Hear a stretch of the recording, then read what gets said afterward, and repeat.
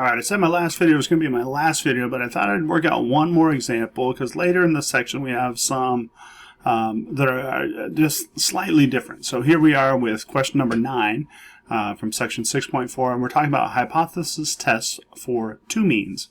So test the claim that the mean GPA of night students is larger than the mean GPA of day students at the 0.05 significance level. So that's my alpha. Now, the null and alternate hypothesis test would be, so we're saying that night students is large, and if I look here, we've got kind of night students and day students, and we have means here, so all these P1s are going to be out. Remember, the null hypothesis is that they're equal to each other, and then here, then the night students is greater than the day students, so that's what we're going for here, and this is right-tailed.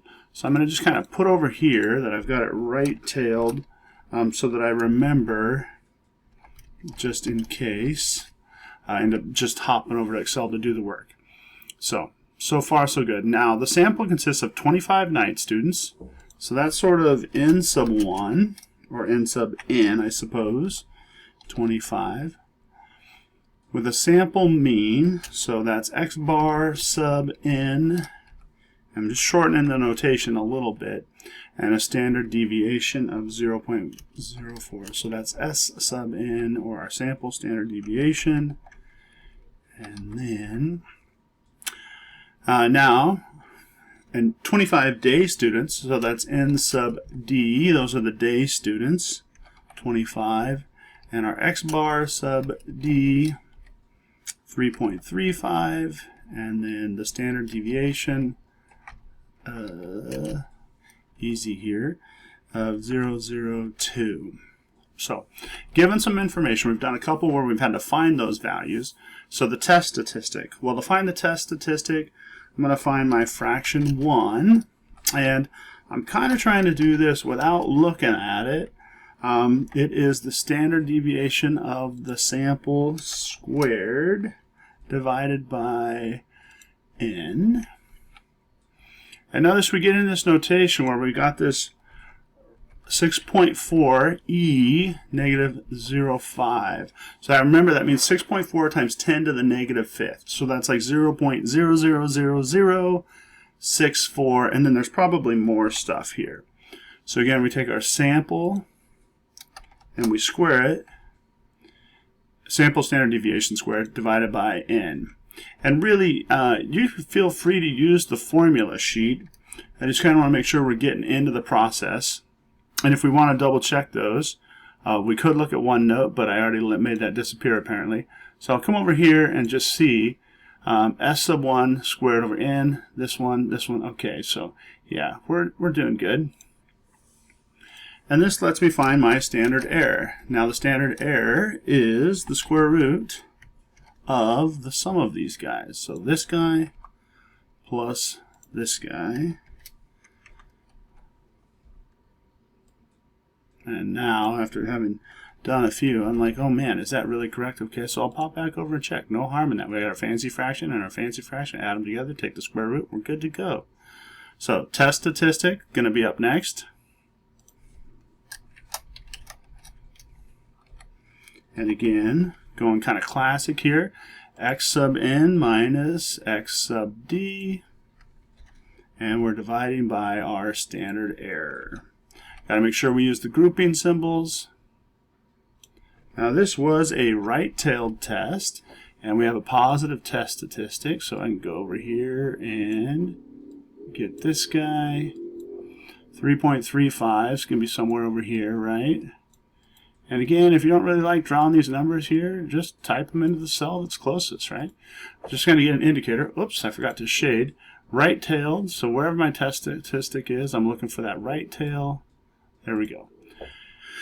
Just getting an idea here. Now, with the degrees of freedom, we need the numerator, and the numerator, I believe, is that fancy fraction squared plus the other fancy fraction squared, And I could be wrong about this, so I'm going to whip over here and check. You should have your formula sheet. I should have my formula sheet. Everybody should have a formula sheet.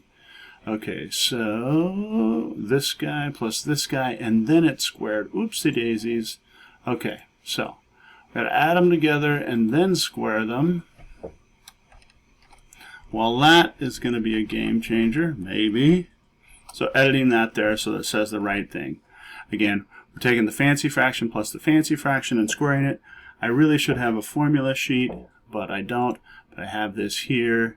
So the numerator here, again, this fancy fraction and this one, and then we take the square of that sum. So now we're going for the numerator. Remember, it's 1 over n sub 1 and then this fancy fraction squared. So, actually, this is the denominator. That was the numerator.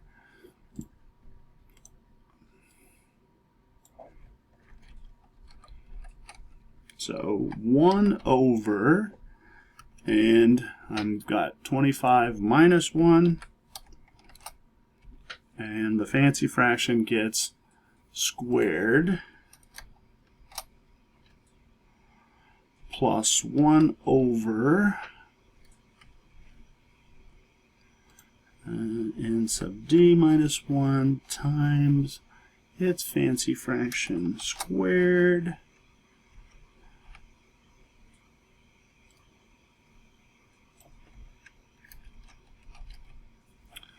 Okay, again, double checking here. 1 over that, it's squared. 1 over that, it's squared. That's all grouped together. Okay, so my degrees of freedom.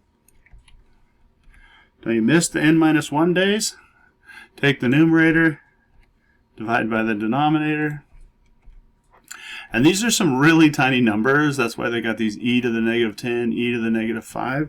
Again, why you want to let Excel just do all that work for you. So, p-value. Now we know enough to say here, we have a t-distribution and we're looking for the right tail. So again, kicking it old school, 1 minus t-dist. Take our test statistic, comma, our degrees of freedom, and then true gets us the area up to. So we do 1 minus and we find the area to the left. This is the classic method, we'll call it here. Now, we do have the t-distribution, and it has some fancy stuff it gives us, so why not use the t-distribution right tail? Well, the reason why is it might give you another thing you got to remember to do. So some people like less processes, just keep it simple. Do what works for you, just be ready to explain your work if asked. Okay, so got this guy, 9 times. Okay, let's go ahead and add in some numbers here. 2 decimal places, 3.354, so that's going to say 3.35. Our p-value is 0.0009, followed by a 6. Okay, it only wants 2 decimal places. So 0, and then, yeah, the 2 decimal places, it would pretty much be 0. So this is less than this. We reject that null hypothesis. And so there is enough evidence at the alpha equals 0.05 significance level to support the claim that the mean GPA of night students is larger than the mean GPA of day students. And now here, for all the marbles, we'll hit the button, see how it went. And it went. Again, another example. So now I think I've got a two-tailed, a left-tailed, and a right-tailed. Should have all the bases covered. This one where we have to pick this.